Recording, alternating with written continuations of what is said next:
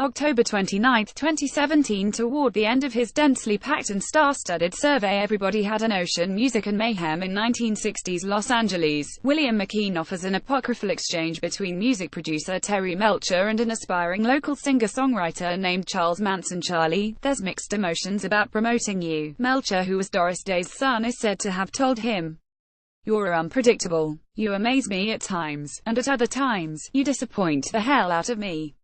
If only it had ended there. Manson was already a known though unsigned commodity to some of the most highly successful rock musicians in the LA area at the time. In late 1968, Beach Boys drummer Dennis Wilson was telling the music press about a mystery man in Los Angeles whom he called the Wizard, a spiritual teacher and wise man, his personal guru. The Wizard was named Charlie, Dennis said. He had recently come out of jail after 12 years. He's dumb, in some ways, Wilson informed the British music paper Record Mirror, but I accept his approach and have learned from him. His mother was a hooker, his father was a gangster, had drifted into crime but when I met him I found he had great musical ideas. Wilson hinted that he was thinking of launching the Singing Manson Girls as a group, the Family Gems. Imagine that Frank Zappa and the GTOs. I'd like you to meet Dennis and Charlie's Family Gems. As McKean tells it, Dennis was an eager champion of his friend Charlie, encouraging his songwriting, co-writing songs with him, and helping him make contacts to advance his musical career. Even Dennis' brother Brian, McKean writes, understood why Dennis was so fascinated by Manson, but ultimately found him creepy and locked himself in the bedroom whenever Charlie, often barefooted, unwashed, and reeking, was in the house. This book's subtitle is, of course, A Dead Manson Giveaway, and a glowering photo of Charles the Dominique fifth Beatle graces the cover just to drive the point home. McKean's narrative doesn't skimp on the promised Manson lore, either. Few things seem as out of joint and fascinating as the chancy, fateful encounters between high accomplishment and degradation, hence the undiminished appetite for details of the bizarre and fraught relationship between the Beach Boys and Dennis Wilson's dreadful choice of a guru and creative partner, who would end up physically threatening him. Music, crime, sexy story. Witness the Phil Spector shooting saga, which also makes an appearance in this book. Within the most exalted circles of the LA music scene in the late 60s, Manson was regarded as a talented up-and-comer, and, like many up-and-comers, very much on the make. These circles included top-tier artists like Malcolm Elliott, Frank Zappa, and Neil Young, who not only acknowledged having played with Manson, but was gutsy enough to praise his songwriting and guitar playing even after the Tate murders. Shaky did dub Manson spooky, at least retrospectively. It's too bad Young doesn't divulge more of their interactions in his autobiography. The collaboration between Dennis Wilson and the Wizard did result in the one-known Charles Manson song that was actually recorded and released on a Beach Boys record, Cease to Exist. Charlie's original title gave way to Never Learn Not to Love, the B-side of a single for the 1969 album 2020. It's a pretty good song, though Manson's version is better. You can hear it on the famous Charles Manson album Lie. There are widely credited rumors that Brian and/or Dennis Wilson helped Charlie to record an entire album's worth of music at Brian's home studio, but brother Dennis, so the story goes, torched the tapes not long afterward with the comment, "This should never be on the earth." The rumor doesn't really specify whether Wilson burned the creepy recordings before or after the crimes, though. In '67 he was a sweet-faced little pixie. A former Laurel Canyon denizen, who worked at the famous Canyon store, once told this writer about Charlie.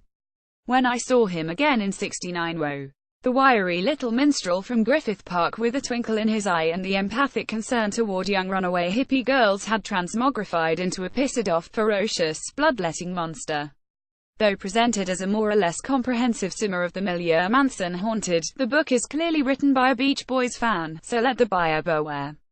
In fact, let's go to the index, and to the last entry. No, it appears McKean has no interest. 0 in lifelong Laurel Canyon resident Frank Zappa, at the time a major musical arbiter and the begetter of many a band who love him or loathe him, now serves as a dependable touchstone of the Laurel Canyon scene in most of the accounts I've come across. See Harvey Kubinick, Barney Hoskins, and others.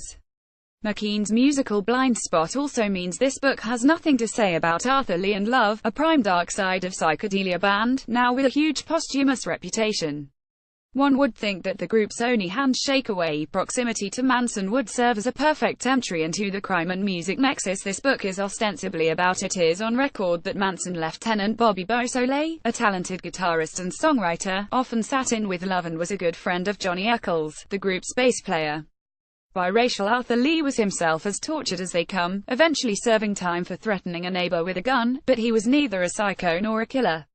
McKean has fun dipping into the purported origin stories of Rock. The Moondog Coronation Ball at Cleveland Arena on March 21, 1952, was the first rock and roll concert. Really a little bit of the genetic material from that show, he writes, can be found any place where guitar, bass, drums and fans gather. That concert featured an all-star bill. McKean then names 3 proto-rock combos whose names are now forgotten. The man responsible for the gig was good old Alan Freed, the legendary Cleveland-based disc jockey who didn't create the phrase rock and roll but was the first to make it popular. As McKean tells it, a chance comment made to Freed in 1952 by a rhythm and blues musician named Billy Ward that he was about to go rock and roll, i.e., have sex, inspired Freed to give this music he loved the new moniker. Though if I may enjoy my own moment of pedantry here, let it be noted that some recorded blues lyrics from the 1920s include the word rock, with the same sexual connotation. This digging for origins stuff is, of course, a popular sport, but McKean misses many more relevant countercultural precedents.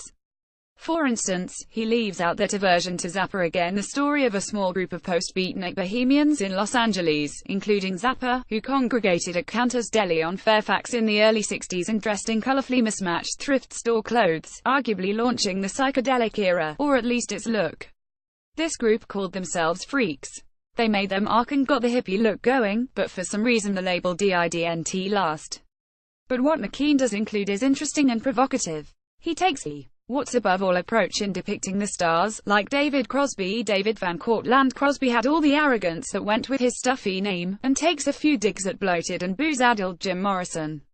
Such low-down, contrarian treatment of so-called legends is refreshing, I must say, as is his surprising put-down of 60s youth in general, perhaps the first generation to consider itself relevant without earning its place at the table.